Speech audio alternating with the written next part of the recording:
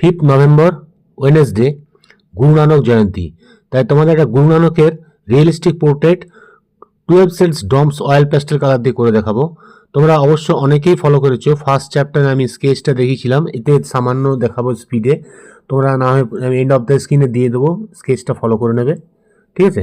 তাহলে এটা সুন্দরভাবে তোমরা করতে পারবে এবং পোর্ট্রেট শিখতে পারবে। হ্যাঁ, এটা প্যাস্টেল কালার দিয়ে কম কালারের মধ্যে এটা 120 জিএসএম আইভরি সিটের মধ্যে ড্রয়িংটা করা হয়েছে।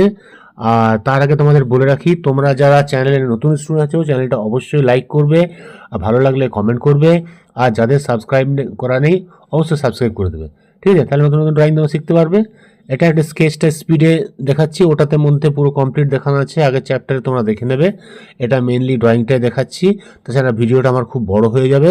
এটা 8 সাড়ে 8 মিনিটের ভিডিও, অ্যাকচুয়ালি এটা আঁকতে আমার 1 ঘন্টা 40 মিনিট লেগেছে, ঠিক আছে? তোমরা এটা ভালো করে ফলো করো, তোমরা অবশ্যই শিখতে পারবে, ঠিক আছে? দেখো।